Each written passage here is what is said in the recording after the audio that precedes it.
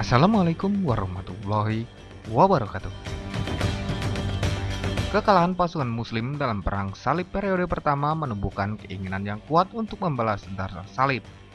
Pada 1144, penguasa Mosul dan Irak bernama Imanuddin Jangki memimpin pasukan Muslim untuk menyerang Aleppo, Hamimah, dan Edessa.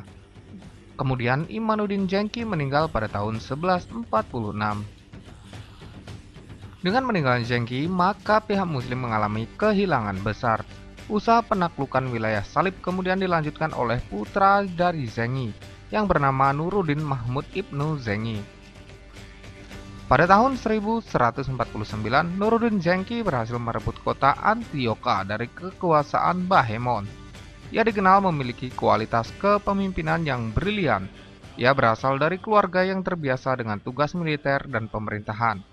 Oleh sumber-sumber masa lalu, Zenggi dipuji karena kecakapannya dalam militer dan pemerintahan.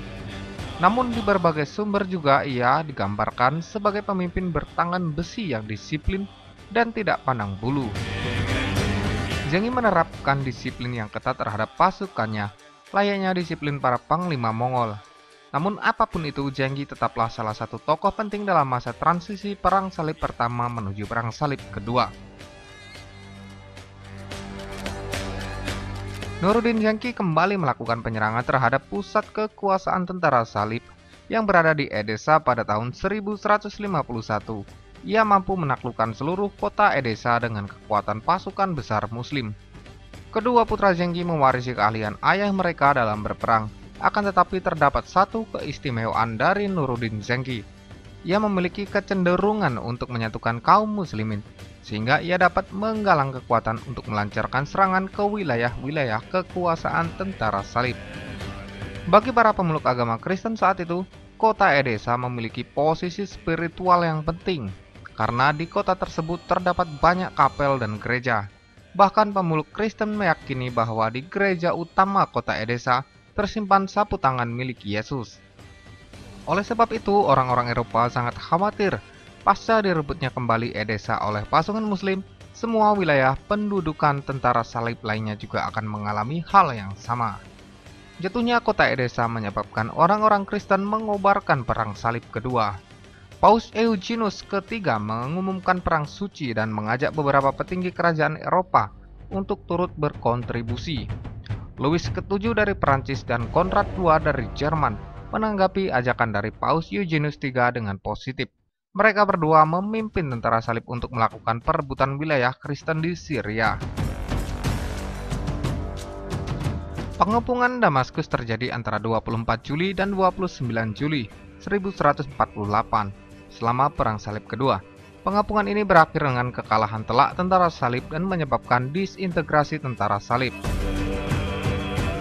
Dua pasukan utama Kristen yang melakukan perjalanan jauh dengan berjalan kaki ke Tanah Suci sebagai respon atas seruan Paus Eugenius III dan Bernardus dari Clairvaux untuk Perang Salib kedua dipimpin oleh Louis VII dari Prancis dan Konrad III dari Jerman. Keduanya menghadapi perjalanan jauh yang membawa bencana di sepanjang Anatolia pada bulan-bulan berikutnya, dengan sebagian besar tentara mereka hancur. Fokus awal Perang Salib ini adalah Edessa. Tetapi di Yerusalem, target pilihan Raja Baldwin III dan Kesatria Templar adalah Damaskus. Di Dewan Akko, para tokoh terkemuka dari Prancis, Jerman, dan Kerajaan Yerusalem memutuskan untuk mengalihkan Perang Salib ke Damaskus. Tentara Salib memutuskan untuk menyerang Damaskus dari barat, di mana kebun buah akan memberi mereka persediaan makanan yang tetap. Setelah sampai di luar tembok kota, mereka segera mengepungnya menggunakan kayu dari kebun-kebun buah-buahan. Pada malam itu, tentara Muslim dan penduduk Damaskus merasa khawatir atas pengepungan tersebut. Namun, pada suatu pagi, pasukan Muslim melakukan serangan tiba-tiba ketika pasukan Salib masih banyak yang tertidur. Mereka melakukan penyerangan-penyerangan mendadak dengan pasukan yang dibagi dalam kelompok kecil untuk menyelinap dan membunuh pasukan Salib di tenda-tenda mereka. Hal tersebut terbukti ampuh untuk menekan kekuatan Salib dan banyak tentara Salib yang terbunuh.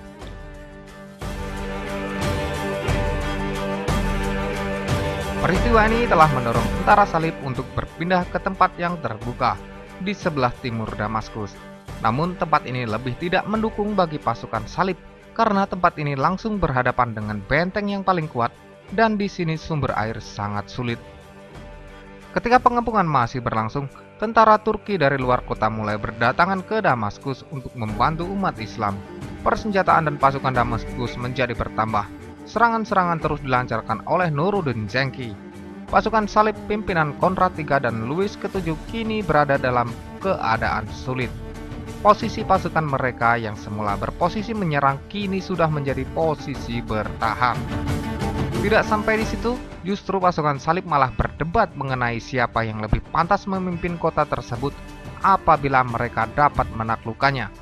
Hal tersebut telah menimbulkan perpecahan di kalangan mereka, serta membuat mental dan semangat mereka turun dan berakibat semakin banyaknya yang berpikir untuk menarik mundur tentara mereka dari pengepungan. Para penguasa kaum Frank di Syria kemudian berkeyakinan bahwa upaya penaklukan Damaskus akan gagal. Kemudian para penguasa Frank Syria tersebut membujuk Konrad III dan Louis VII untuk mengurungkan niat mereka menaklukkan Damaskus. Atas kejadian seperti itu, Konrad dan Louis merasa kecewa kepada para penguasa kaum Frank Syria yang memiliki sikap tidak konsisten. Tetapi bagaimanapun Konrad dan Louis tidak mempunyai pilihan lain, sebab pengepungan tersebut tidak dapat dilaksanakan tanpa bantuan dari pasukan Frank Syria. Akhirnya pada tanggal 28 Juli 1148 Masehi, Konrad dan Louis menarik tentara mereka dari medan pertempuran Damaskus.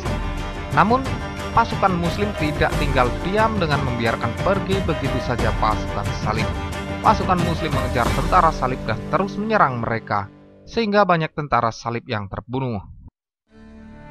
Setelah itu, pasukan Muslim kembali ke Damaskus. Dengan berakhirnya pengepungan atas Damaskus, maka berakhir pula Perang Salib kedua dengan kekalahan orang-orang Frank di dalamnya. Pada akhir pertempuran tersebut, gabungan pasukan Muslim berhasil mengalahkan pasukan kaum Frank. Pasukan salib yang tersisa melarikan diri menuju pantai. Louis VII dan Konrad III sebagai pemimpin tertinggi dari Perang Salib II juga memutuskan untuk mundur sebelum akhirnya kembali ke Eropa.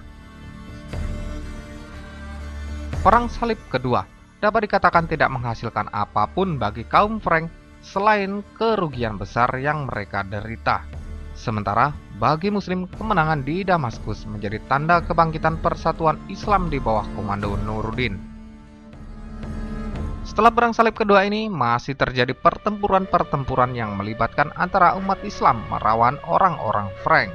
Peperangan yang sangat monumental dan menjadi salah satu kemenangan terbesar umat Islam pada era Perang Salib ini ialah peristiwa jatuhnya Yerusalem ke tangan umat Islam, atau lebih tepatnya diambil alihnya Yerusalem dari penguasa salib oleh Salahuddin Al-Ayyubi pada tahun 1187 Masehi.